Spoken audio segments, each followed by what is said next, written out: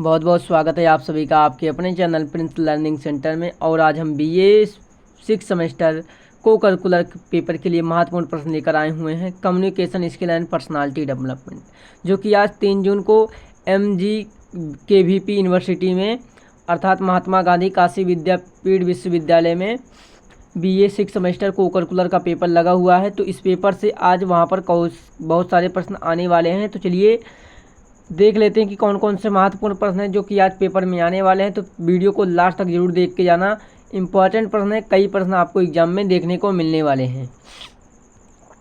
तो पहला प्रश्न है कि संप्रेषण का प्रभावी बनाने के लिए हमें कौन सा अनुसरण करना चाहिए।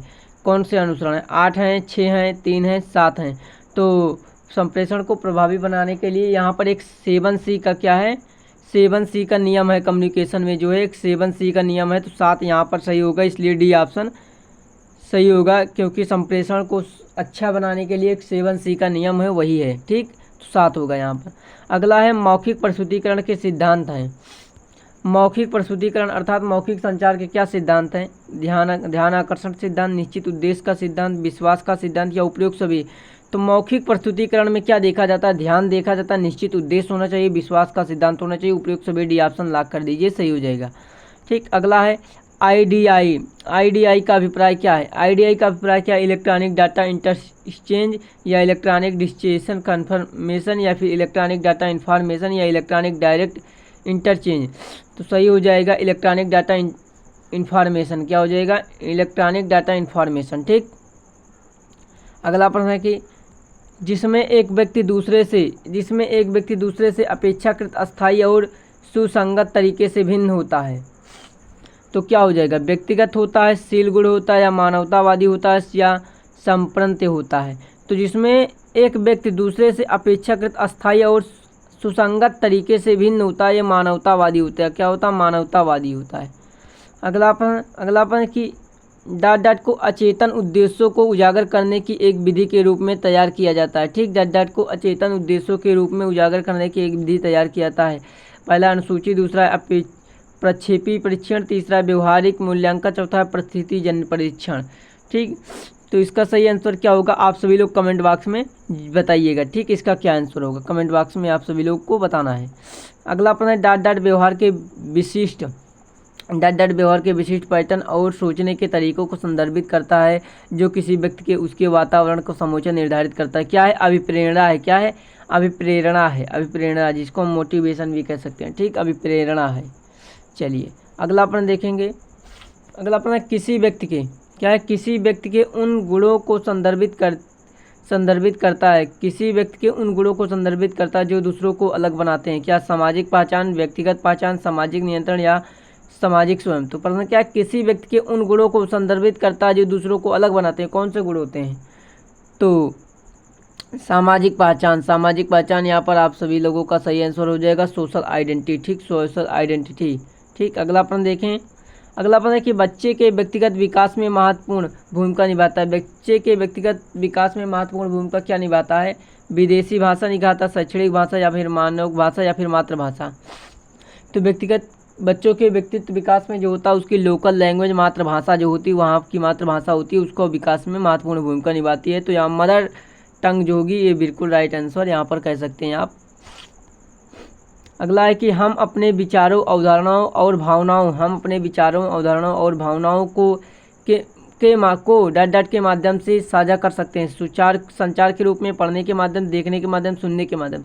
देखिए, हम अपने विचारों या अवधारणाओं, भावनाओं को संचार के माध्यम से एक दूसरे तक पहुंचा सकते हैं, या शेयर कर सकते हैं, साझा कर सकते हैं। ठीक, संचार जो होता है ना, ये दो या दो से अधिक व्यक्तियों के मध्य सूचनाओं या अपनी भावनाओं या बातों को शेयर करने के लिए ही होता है। अगला है कि इसमें कौन सा संचार का प्रकार नहीं है? संचार का प्रकार नहीं है। पहला मौखिक, दूसरा मौखिक, तीसरा दृश्य, चौथा है दुख। तो देखिए भाई, मौखिक संचार होता है, दृश्य संचार होता है, दिखाई देता है, लेकिन यहाँ पर दुख रूपी कोई संचार नहीं होता है। ठीक, सारू रूपी कोई संचार नहीं होता। डी ऑप्शन यहाँ पर सही हो जाएगा, दुख।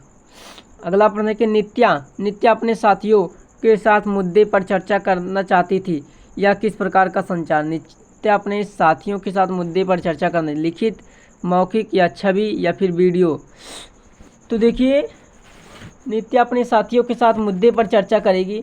तो देखिए वो ग्रुपिंग करेगी, ग्रुप सामूहिक चर्चा करेगी, तो क्या होगा, वो मौखिक रूप से चर्चा करेगी, क्योंकि मौखिक रूप से ज़्यादा ग्रुपिंग सामूहिक चर्चा जो की जाती है मौखिक रूप से, लिखित रूप से सामूहिक चर्चा नहीं होती है, ना कि छवि के रूप में ना वीडियो के रूप में, ठीक, वे मौखिक रूप से किए जाते हैं, ठीक, जो कि ज़्यादा सरल होते हैं। तो यहाँ पर वर्बल हो जाएगा, बी ऑप्शन वर्बल, मौखिक सही हो जाएगा, ठीक। अगला है कि मौखिक संचार डट डट का प्रयोग करता उपयोग है। मौखिक संचार डट डट का उपयोग है संकेत का, शब्दों का, या संख्याओं का, या छवियों का। तो देखिए मौखिक संचार में क्या होता है, आमने सामने या फिर मौखिक मुंह के द्वारा या बातचीत के द्वारा डायरेक्ट प्रयोग किया था, तो शब्दों द्वारा यहाँ पर हो जाएगा कि मौखिक संचार जो होता है शब्दों द्वारा होता है, संकेतों द्वारा नहीं होता। संकेतों द्वारा क्या होता है, ये नॉन वर्बल कम्युनिकेशन होता है, नॉन वर्बल, संख्याओं के द्वारा नहीं होता, शब्दों के द्वारा, यहाँ पर सही हो जाएगा। अगला है अस्पष्ट संचार है। अस्पष्ट संचार की ओर ले जाता है। अस्पष्ट संचार किसकी ओर ले जाता है, अलग कार्य की ओर, या फिर विपरीत कार्य की ओर, धीमा कार्य की ओर, या तेज कार्य की ओर। तो अस्पष्ट संचार जो होता है ये अलग एक अपना कार्य बनाता है, अलग कार्य की ओर ले जाता है। तो यहाँ पर ए ऑप्शन आप सही कह सकते हैं कि जो आपका स्पष्ट संचार होता है इसका उद्देश्य स्पष्ट होता है, तो एक अपनी अलग दिशा ले जा सकता है। आप इसको कह सकते हैं तेज कार्य। जब आपका संचार अलग होगा, एक अच्छा संचार होगा, स्पष्ट होगा, तो ये संचार माध्यम जो होगा संचार तेजी से होगा। मतलब ये आपका डी ऑप्शन भी सही हो सकता है। तो यहाँ हमको लगता है कि आप डी ऑप्शन भी लगा सकते हैं, डी ऑप्शन लगा सकते हैं, क्योंकि यहाँ पर जब आपका संचार स्पष्ट होगा तो आपका संचार प्रक्रिया बहुत जल्दी पूर्ण होगी, और संचार प्रक्रिया जब जल्दी पूर्ण होगी तो यह कार्य बहुत तेजी से होगा, ठीक। अगला प्रश्न है व्यक्तित्व। क्या व्यक्तित्व शब्द की उत्पत्ति लैटिन भाषा के किस शब्द से हुई है। तो व्यक्तित्व शब्द की उत्पत्ति लैटिन भाषा के किस शब्द से हुई है। क्या है, पर्सनल है, पर्सन है, या फिर परसाना है, या उपयुक्त सभी। तो इसका सही आंसर हो जाएगा परसाना से हुआ है, ठीक। परसाना व्यक्तित्व के लैटिन भाषा से इसका कहाँ से हुआ है, तो परसाना, सी ऑप्शन इसका हो जाएगा परसाना। अगला प्रश्न देखें तो व्यक्तित्व व्यक्ति में उन मनोवैज्ञानिक अवस्थाओं की गतिशील संगठन है जो उसके पर्यावरण के साथ उसका अद्वितीय सामंजस्य निर्धारित करता है। यह परिभाषा किसकी है। कि व्यक्ति में उन मनोशारीरिक अवस्थाओं का गतिशील संगठन है जो उसके पर्यावरण के साथ उसका अद्वितीय सामंजस्य निर्धारित करता है। यह परिभाषा किसकी है, ड्रेवर की, या अल्पोर्ड की है, या फिर मन की है, या फिर थार्प सलामर की है। तो इसका सही आंसर जो हो जाएगा आपका, यहाँ पर आप सभी लोग कमेंट कीजिएगा इसका सही आंसर क्या हो जाएगा। यहाँ पर सही आंसर क्लियर नहीं है, ठीक। अगला कि सेडन के अनुसार व्यक्तित्व के प्रमुख प्रकार हैं। सेडन के अनुसार व्यक्तित्व के कितने प्रकार हैं। तो सेडन कहते हैं व्यक्तित्व के प्रकार 4 प्रकार के व्यक्ति पाए जाते हैं, ठीक, व्यक्तित्व होते हैं। अगला है कि युग ने व्यक्तित्व के प्रकार बताए हैं। युग ने व्यक्तित्व के प्रकार बताएं, तो युग ने कितने व्यक्तित्व के प्रकार बताए हैं। देखिए यहाँ पर ये क्वेश्चन क्लियर नहीं हो रहा है, तो इस प्रश्न को छोड़ देते हैं। चलिए अगले प्रश्न पर देखते हैं। अगला प्रश्न क्या है, व्यक्तित्व के विकास के घटक हैं। व्यक्तित्व के विकास के कौन कौन घटक है। शरीर है, प्रगतियाँ हैं, वातावरण है, उपयुक्त सभी लगा सकते हैं। देखिए शरीर, व्यक्तित्व विकास क्या होता है, शरीर होता है, वातावरण होता है, ग्रंथियाँ होती हैं, ये सभी क्या होते हैं, व्यक्तित्व विकास के घटक कहलाते हैं, ठीक। तो उपयुक्त सभी यहाँ पर ऑल ऑफ दी एबव आप लगा सकते हैं, डी ऑप्शन कर सकते हैं, ठीक। अगला है कि व्यक्तित्व के मापन की विधियाँ। व्यक्तित्व के मापन की कौन कौन सी विधियाँ हैं। व्यक्तित्व को कैसे मापा जा सकता है, प्रश्नावली, या साक्षात्कार, या फिर प्रेक्षण, या उपयुक्त सभी। तो या सही हो जाएगा डी ऑप्शन, उपयुक्त सभी लगा सकते हैं आप सभी, यहाँ पर सही हो जाएगा। अगला है रोरसा स्याही धब्बा परीक्षण कितने कार्डों में प्रयोग किया जाता है। तो रोशन स्याही धब्बा परीक्षण कितने कार्डों में प्रयोग किया जाता है। आप सभी लोग कमेंट बॉक्स में ज़रूर बताइएगा इस प्रश्न का आंसर क्या होगा, ठीक। अगला है, ये प्रश्न थोड़ा क्लियर नहीं हो रहा है, देख लीजिए क्या है कि प्रशासनिक अंतर्बुद्धि प्रशिक्षण TAT का निर्माण किया जाता है, ठीक। TAT का निर्माण किया जाता है। तो यहाँ पर रोरसा हो जाएगा, रोरसा ऑप्शन एक आप देख लीजिएगा। अगर इस प्रकार का प्रश्न आता है तो आप यहाँ पर रोरसा लगा दीजिएगा। चलिए, अच्छी स्वास्थ्य आदतें कौन सी होती हैं। समुचित भोजन, समुचित आराम, व्यायाम, या सभी। तो अच्छी स्वास्थ्य आदतें जो होती हैं, ये सभी आदतें होती हैं जो कि अच्छे स्वास्थ्य के लिए ज़रूरी होती हैं, अच्छी आदतें कहलाती हैं। अगला प्रश्न, व्यक्तिगत विकास का आशय क्या है? व्यक्तिगत विकास का आशय क्या है? व्यक्तिगत विकास, व्यक्तित्व स्वास्थ्य को बनाए रखना, दांतों को ब्रश करना, नाखून काटना, ये सभी। अगर व्यक्तिगत विकास करना है तो भाई इन सभी बातों को ध्यान रखना होगा। तो यहाँ पर डी ऑप्शन सही होगा, डी ऑप्शन आपको सही कर देना है यहाँ पर। अगला है, कौन सा बैक्टीरिया दांत गिरने और मसूड़ों के रोग का प्रमुख कारण है? कौन सी बैक्टीरिया जो दांत गिरने और मसूड़ों के रोग का प्रमुख कारण होता है? प्लेग होता है, मासोफिसिस होता है, मासोफिसिस होता है, या एरोबिक होता है, या इनमें से कोई नहीं? सही आंसर हो जाएगा बी ऑप्शन, मेसोफिसिस, मेसोफिलिस। ठीक, चलिए अगला प्रश्न देखेंगे। अगला प्रश्न जो है देख लीजिए, यहाँ पर थोड़ा क्लियर प्रश्न नहीं आ रहा है तो इस प्रश्न को इरेज छोड़ते हैं और अगले प्रश्न पर देखते हैं। अगला प्रश्न है कि साक्षात्कार की विशेषताएं क्या? साक्षात्कार की विशेषताएं क्या हैं? यह उद्देश्य केंद्रित होता है, या आमने सामने वार्तालाप है, या व्यवहार के अध्ययन के लिए प्रयोग होता है, या उपयुक्त सभी? तो साक्षात्कार यहाँ पर सभी आप कह सकते हैं, सभी उपयुक्त सभी। या इस उद्देश्य केंद्रित होता है साक्षात्कार का, या आमने सामने वार्तालाप होता है, या व्यवहार के अध्ययन के लिए प्रयोग किया जाता है। तो यहाँ पर सभी आप सही कर सकते हैं, डी ऑप्शन यहाँ पर सही कर सकते हैं। ठीक, अगला है, शिक्षा के किस भाग को रिज्यूम में नहीं लिखा जाता है? शिक्षा का वह कौन भाग होता है जब हम अपनी रिज्यूम बनाते हैं, सीवी बनाते हैं, तो उसमें नहीं लिखा जाता? पहला प्राथमिक शिक्षा, दूसरा माध्यमिक शिक्षा, तीसरा स्नातक शिक्षा, चौथा उच्च शिक्षा। देखिए, जब हम अपनी रिज्यूम बनाते हैं तो उसमें हम अपनी रिज्यूम में प्राथमिक शिक्षा नहीं लिखते कि कक्षा 1, 2 कहाँ पर किए हैं, प्राथमिक शिक्षा कहाँ से लिए हैं, नहीं लिखते हैं हम। जैसे कि इंटर, हाई स्कूल और डिग्री कहाँ से लिए हैं, या ग्रेजुएशन कहाँ से किए हैं, ये सभी शिक्षाएं लिखते हैं, माध्यमिक, स्नातक, उच्च। ठीक, लेकिन प्राथमिक शिक्षा 1 से 5 या 6 कहाँ पढ़े हैं, कैसे पढ़े हैं, ये सब नहीं लिखते। ठीक, केवल 10, 12 या उसके आगे की डिग्रियों को दिखाते हैं अपनी सीवी में। ठीक, तो यहाँ पर ये हो जाएगा प्राथमिक शिक्षा। मेरे हिसाब से प्राथमिक शिक्षा 100% क्वेश्चन राइट आंसर है। ठीक, चलिए सामूहिक चर्चा क्या है? सामूहिक चर्चा क्या है?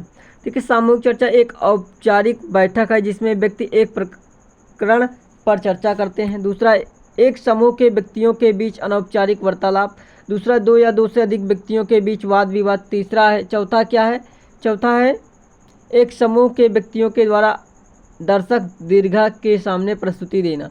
तो यहाँ पर इसका सही आंसर जो हो जाएगा, इसका सही आंसर होगा पहला ऑप्शन हो जाएगा कि एक औपचारिक बैठक है जिसमें व्यक्ति एक प्रसारण चर्चा करते हैं, प्रकरण चर्चा करते हैं। तो सामूहिक चर्चा जो होती है एक औपचारिक बैठक होती है जिसमें व्यक्ति एक प्रकरण चर्चा करते हैं। चलिए अगला प्रश्न देखेंगे। अगला प्रश्न क्या है? समूह चर्चा के क्या है? समूह चर्चा के समय निम्न में से किसे नज़रअंदाज करना चाहिए? समूह चर्चा के समय निम्न में से किसे नज़रअंदाज करना चाहिए? पहला, तथ्य बताना। दूसरा, प्रश्न पूछना। तीसरा, तेज दौड़ना। चौथा, स्पष्टता से बोलना। समूह चर्चा के समय निम्न में से किसे नज़रअंदाज करना चाहिए?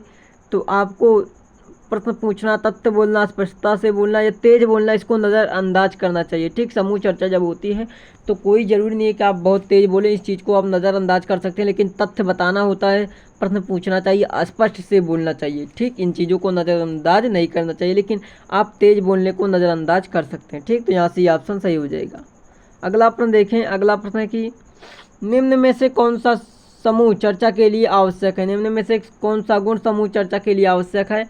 देखिए, संवेगिक स्थिरता, विरोध, या फिर अज्ञान, या फिर आक्रामकता। तो आक्रामकता। ठीक, तो देखिए निम्न में से कौन सा समूह चर्चा के लिए आवश्यक है? तो संवेगिक स्थिरता आपको आवश्यक होना चाहिए। ठीक, अवश्य होना चाहिए। ठीक, यहाँ पर पहला ऑप्शन राइट करेंगे आप। ठीक, अगला प्रश्न है कि सामूहिक चर्चा, समूह चर्चा की विधियाँ हैं। कौन कौन सी विधियाँ समूह चर्चा के लिए?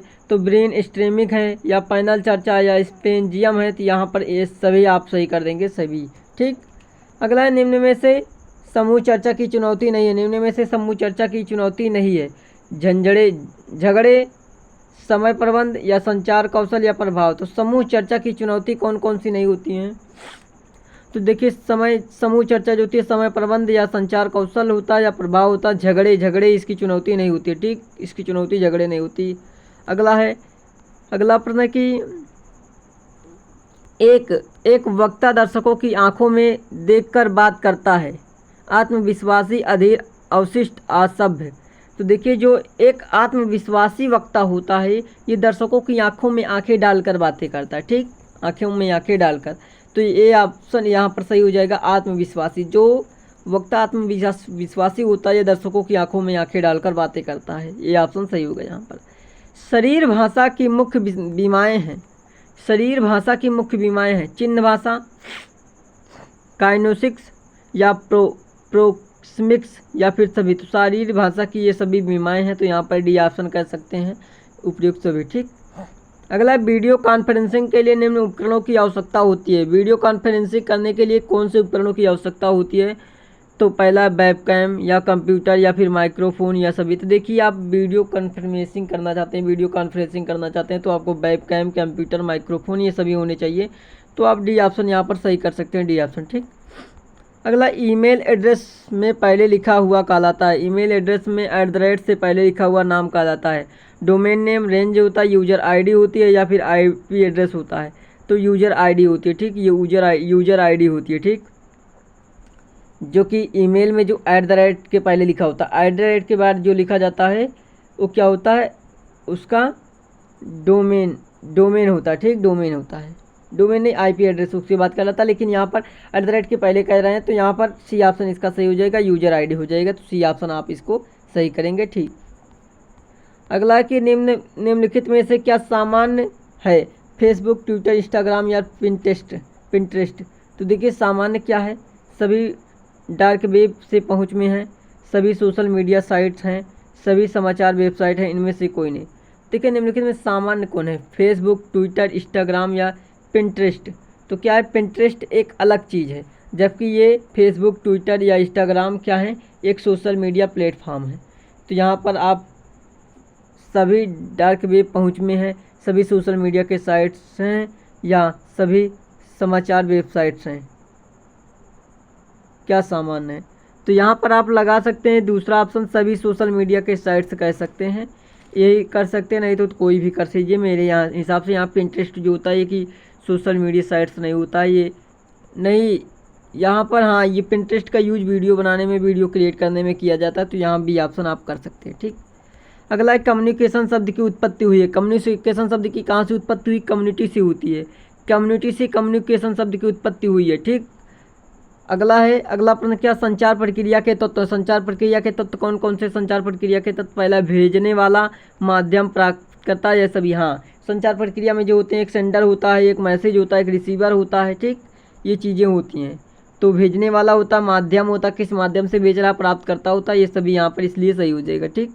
अगला है, निम्न में से अमौखिक संचार का प्रकार नहीं है। अमौखिक संचार, रिपोर्ट, जेस्चर, पास्चर या फिर आई कांटेक्ट। सही आंसर होगा जेस्चर, ये इसका जेस्चर सही हो जाएगा, ठीक। अगला प्रश्न देखें, अगला प्रश्न, निम्न में से क्या प्रभावी श्रवण कौशल का आधार नहीं है? निम्नलिखित में या निम्न में से कौन सा श्रवण कौशल प्रभावी श्रवण कौशल का आधार नहीं है? सूचना लिखना, दूसरा नोट लिखना, तीसरा पत्र लिखना, चौथा है भविष्य कथन। तो सही ऑप्शन डी होगा यहाँ पर, भविष्य कथन, ठीक, नहीं है यहाँ पर। अगला है, निम्न में से क्या प्रश्नों का प्रकार नहीं है? निम्न में से क्या प्रश्नों का प्रकार नहीं है? प्रश्नों का प्रकार नहीं है, अस्पष्ट के प्रश्न, बंद प्रश्न, खुला प्रश्न या फिर स्मरण प्रश्न। तो यहाँ पर इसका सही आंसर जो हो जाएगा अस्पष्ट प्रश्न जो होता है ये प्रश्नों का प्रकार नहीं होता, जबकि बंद प्रश्न, खुला प्रश्न, स्मरण प्रश्न ये प्रश्न होते हैं, ठीक। अस्पष्ट प्रश्न कोई प्रश्न नहीं होता है। अगला, जिस व्यक्ति को आप नहीं जानते, जिस व्यक्ति को आप नहीं जानते उनसे निम्न में से किस विषय पर आप बात कर सकते हैं? ठीक, खेल, राजनीति, धर्म या फिर व्यक्तिगत जीवन। तो जिस व्यक्ति से आप नहीं जानते, जिससे कभी नहीं मिले, तो उससे आप व्यक्तिगत जीवन के बारे में बात कर सकते हैं। उसके किस विषय में बात कर सकते हैं? उसके व्यक्तिगत जीवन के बारे में बात कर सकते हैं। आप कैसे हैं, कहाँ रहते हैं, तो इसे कुछ उससे पूछ सकते हैं मिलने के बाद, ठीक। लेकिन खेल, राजनीति या धर्म के बारे में तभी पूछेंगे जब आप उस व्यक्ति से परिचित रहेंगे। उसके धर्म से परिचित है तो जब परिचित रहेंगे तभी आप उससे ऐसी जानकारी लेंगे, ठीक। शब्द संप्रेषण से लिया गया, शब्द संप्रेषण से लिया गया, शब्द संप्रेषण डॉट से लिया गया, कहाँ से? कम्युनिकेयर से या संप्रेषण से, समन्वय से या उपयुक्त में से कोई नहीं। तो शब्द संप्रेषण जो लिया गया कम्युनिकेयर से लिया गया, कम्युनिकेयर से लिया गया है, ठीक। अगला है समूह चर्चा के समय व्यवहार के स्वरूप हैं कृतज्ञ आचरण या फिर अनुरक्षण आचरण या फिर आत्मनिर्देशन आचरण या फिर उपयुक्त सभी। यहाँ उपयुक्त सभी आप सही कर सकते हैं, डी ऑप्शन उपयुक्त सभी। ठीक, अगला प्रश्न है कि निम्नलिखित में से कौन सा समूह निर्णय का लाभ नहीं है। निम्नलिखित में से कौन सा समूह निर्णय का लाभ नहीं है। बहुत समय लगाना, बहुत अधिक समय लगाना कहने का मतलब। अगला है सूचनाओं और ज्ञान का संग्रह करना। तीसरा संतुष्टि और संचार। चौथा है व्यक्तित्व विकास, व्यक्तिगत विकास। ठीक, तो यहाँ पर सही हो जाएगा निम्नलिखित में से कौन सा समूह निर्णय का लाभ नहीं है, तो बहुत समय लगाना। ठीक, बहुत समय लगाना। ठीक, अगला है मौखिक संप्रेषण डट डट एवं डट डट सुनिश्चित करता है। क्या करता है? मौखिक संप्रेषण प्रवाह गति सुनिश्चित करता है, या उचित अवधान या शीघ्र प्रतिसाद करता है, या शीघ्र वार्तालाप और शीघ्र प्रतिसाद करता है, या गति अवसाधन। तो यहाँ पर बी ऑप्शन सही होगा कि उचित अवधान और शीघ्र प्रतिसाद करता। मौखिक संप्रेषण उचित अवधान एवं शीघ्र प्रतिसाद सुनिश्चित करता है। ठीक, यहाँ पर बी ऑप्शन आप सही कर सकते हैं। अगला शीघ्र स्तर के प्रबंधन से भिन्न स्तर के कर्मचारियों तक किस प्रकार का संप्रेषण प्रवाहित होता है? ऊर्ध्व संप्रेषण, निम्न संप्रेषण, या क्षैतिज संप्रेषण, या पार्श्व संप्रेषण। यहाँ पर निम्न संप्रेषण आप सही कर सकते हैं इसको। ठीक, डाउनवर्ड कम्युनिकेशन। ठीक, डाउनवर्ड कम्युनिकेशन। अगला प्रश्न देखेंगे। अगला प्रश्न है कि मौखिक संप्रेषण में सबसे प्रमुख बाधा है। मौखिक संप्रेषण में सबसे प्रमुख बाधा होने वाली कौन बाधा है? तो एक कम सुनना, या एकाग्रता, या विनम्रता, या फिर अभिरुचि। तो मौखिक संप्रेषण में सबसे प्रमुख यही होता है कि कम सुनाई पड़ता है। कम जो बाधा होती है, कम सुनने की सबसे बड़ी बाधा होती है। ठीक, ये ऑप्शन लॉक कर सकते हैं आप। अगला ईमेल भेजना डट डट के समान है। ठीक, किसी घटना के चित्रात्मक वर्णन करना, कहानी सुनाना, पत्र लिखना, या फिर एक आलेख बनाना। तो ईमेल भेजना किसी एक घटना का चित्रात्मक वर्णन करने के समान है। यहाँ पर ए ऑप्शन आप राइट कर सकते हैं। ठीक, नहीं तो एक पत्र लिखने के समान है। ठीक, जैसे कि आप पत्र लिखते हैं तो, लेकिन पत्र जो होता है ऑफलाइन जाता है, लेकिन ईमेल क्या है? ईमेल क्या सब आजकल सब ऑनलाइन तुरंत प्राप्त करने वाली चीज़ें हो चुकी हैं। ठीक, अगला है एक सूची साक्षात्कार जिसे डट डट के रूप में जाना जाता है। तो आमने सामने साक्षात्कार। ठीक, एक सूची साक्षात्कार जिसे आमने सामने साक्षात्कार के रूप में जाना जाता है। बी ऑप्शन इसका सही होगा। ठीक, अगला है कि आपका रिज्यूम बायोडाटा एक विशिष्ट उद्देश्य वाला उपकरण है। क्या? कार्य प्राप्त करने के लिए, साक्षात्कार जीतने के लिए, वेतन पर चर्चा करने के लिए, कार्यों के बारे में जानने के लिए। आपके कार्य प्राप्त करने के लिए। ठीक, आपके कार्य प्राप्त करने के लिए आपका रिज्यूम जो है एक विशेष बायोडाटा उद्देश्य उपकरण होता है। ये कार्य आपको कार्य प्राप्त करने के लिए सहायता करता है। ठीक, सहायता करता है। आप किस योग्य हैं, ये सारी जानकारी आपका रिज्यूम बताता है। अगला कार्य के आवेदन से पूर्ण प्रकरण में होता है। कार्य के आवेदन से पूर्ण प्रकरण में होता है। क्या? शैक्षिक सूचना, व्यक्तिगत सूचना, व्यावसायिक सूचना, या फिर ये सभी। तो यहाँ पर आप डी ऑप्शन ये सभी कह सकते हैं, ये सभी लगा सकते हैं। ठीक, अगला है व्यावसायिक पत्रों में इनमें से किससे बचना चाहिए? व्यावसायिक पत्रों में इनमें से किससे बचना चाहिए? विनम्र शब्द से, औपचारिक शब्द से, या फिर संक्षिप्तीकरण, संक्षिप्त सार से, या फिर स्पष्ट विवरण से। तो देखिए, व्यावसायिक पत्रों में इनमें से किसने बचना चाहिए? विनम्र शब्द से। व्यावसायिक पत्र लिख रहे हैं तो उसमें विनम्रता का कोई शब्द नहीं होना चाहिए, क्योंकि व्यवसाय के लिख रहे हैं, कोई पर्सनली पत्र तो लिख नहीं रहे उसमें विनम्रता दिखाएं, इसलिए विनम्र शब्द से आपको बचना चाहिए। ठीक, अगला लिखने की प्रक्रिया का प्रथम चरण क्या है? शोध एवं अनुसंधान है। ठीक, शोध एवं अनुसंधान आप इसको लगा दें। ठीक, अगला प्रश्न है कि लेखन कुशलता में सुधार किए गए निम्नलिखित की आवश्यकता होगी। उत्तम व्याकरण एवं विराम चिन्ह की, तेज आवाज़ स्वर की, या शुद्ध स्वर सेट करना, या उपयुक्त में से कोई नहीं। तो लेखन कुशलता में सुधार के लिए निम्नलिखित किसकी आवश्यकता होगी? देखिए, शुद्ध स्वर सेट करना है, या उत्तम व्याकरण एवं विनम्र चिन्ह, या तेज आवाज़ स्वर को कोई मतलब नहीं, क्योंकि आप लेखन सुधार कर रहे हैं। ठीक, इनमें से उपयुक्त में से किसी ने उत्तम व्याकरण एवं विराम चिन्ह का प्रयोग कर सकते हैं। आप शुद्ध स्वर को सेट कर सकते हैं, मतलब वहाँ पर स्वर जो हों वो शुद्ध हों। यहाँ पर मेरे हिसाब से पहला ऑप्शन बिल्कुल राइट होगा कि उत्तम व्याकरण और विराम चिन्ह का आपको प्रयोग करना है। ठीक, तो अच्छी लेखन कुशलता हो जाएगी, कहीं पर कोई मिस प्रिंटिंग नहीं होगी। अगला संप्रेषण का यश है। संप्रेषण का को 4 यश है। संक्षिप्तता, साधारण, शक्ति, निष्ठावान। स्कूली बोलना, रेखाओं साधारण या साधारण बोलना, या वैज्ञानिक, सामाजिक, साधारण बोलना, हुरुंकी, सामाजिक। तो संप्रेषण के 4 यश जो हैं ये किससे संबंधित हैं? तो यहाँ पर मेरे हिसाब से पहला ऑप्शन इसको आप लगा दीजिए, संक्षिप्तता, साधारण, शक्ति और निष्ठावान से संबंधित है। ठीक, अगला प्रश्न देखेंगे कि संप्रेषण क्या है। संप्रेषण क्या है? संप्रेषण क्या है? तो यह एक प्रबंधकीय प्रक्रिया है, या एक सतत प्रक्रिया, या द्विमार्गीय प्रक्रिया, या फिर ये सभी। तो डी ऑप्शन लगा देंगे। संप्रेषण जो एक प्रबंधकीय प्रक्रिया, एक सतत प्रक्रिया जो लगातार चलती रहती है, एक द्विमार्गीय प्रक्रिया। संप्रेषण टू वे कम्युनिकेशन होता है, ठीक। संप्रेषण में कम से कम 2 व्यक्ति होने चाहिए, ठीक। तो ये डी पर लॉक कर देंगे ये सभी। संदेश के परिक्षेप में प्राप्त प्रतिक्रिया को कहते हैं। संदेश के परिक्षेप में प्राप्त प्रतिक्रिया को कहते हैं, क्या कहते हैं? संकेतीकरण कहते हैं, माध्यम या प्रतिपुष्टि, या उपयुक्त में से कोई नहीं। संदेश के परिक्षेप में प्राप्त प्रतिक्रिया को कहते हैं, क्या कहते हैं? संकेतीकरण भी आप कह सकते हैं, या आप प्रतिपुष्टि कह सकते हैं, ठीक। संदेश के देने के बाद प्रतिक्रिया के रूप में प्राप्त जो होता है वो प्रतिपुष्टि होती है, ठीक। प्रतिपुष्टि कह सकते हैं आप। निम्न में से कौन सा माध्यम मौखिक संप्रेषण नहीं है? निम्न में कौन सा माध्यम मौखिक संप्रेषण नहीं है? रेडियो प्रसारण, टीवी प्रसारण, साक्षात्कार, या फिर प्रश्नावली। तो रेडियो प्रसारण, टीवी प्रसारण या साक्षात्कार। तो प्रश्नावली जो होती है लिखित रूप में एक लिखित संप्रेषण होता है जो प्रश्नावली के माध्यम से पूछा जाता है। तो डी ऑप्शन यहाँ पर हो जाएगा, प्रश्नावली, ठीक। निम्न में से कौन सा अशाब्दिक संचार का एक तत्व नहीं है? अशाब्दिक संचार का एक तत्व नहीं है। पहला है व्यक्तिगत उपस्थिति, दूसरा आसन, तीसरा आंखों से संपर्क, तीसरा वक्ता के कार्य, ठीक। तो यहाँ पर पहला ऑप्शन व्यक्तिगत उपस्थिति, ठीक, व्यक्तिगत उपस्थिति। अगला है शाब्दिक कठिनाइयाँ संबंधित हैं। शाब्दिक कठिनाइयाँ किससे संबंधित हैं? अस्पष्ट व्यक्त संदेश से, शब्दों के साथ संगठित अर्थ से, या वक्ता का इशारा, या फिर उपयुक्त में से कोई नहीं। तो यहाँ पर आप कह सकते हैं शब्द अस्पष्ट व्यक्त किए गए संदेश से, आप अस्पष्ट व्यक्त संदेश से, ठीक। अगला प्रश्न देखेंगे। अगला प्रश्न है त्रुटिपूर्ण अनुवाद संबंधित है। त्रुटिपूर्ण अनुवाद संबंधित किसे? शब्दार्थ अवरोध से, भौतिक अवरोध से, भावनात्मक अवरोध से, उपयुक्त कोई नहीं। सही ऑप्शन डी कह सकते हैं, उपयुक्त में से कोई नहीं। त्रुटिपूर्ण अनुवाद संबंधित जो होता है इनमें से कोई नहीं हो जाएगा, उपयुक्त कोई नहीं, ठीक।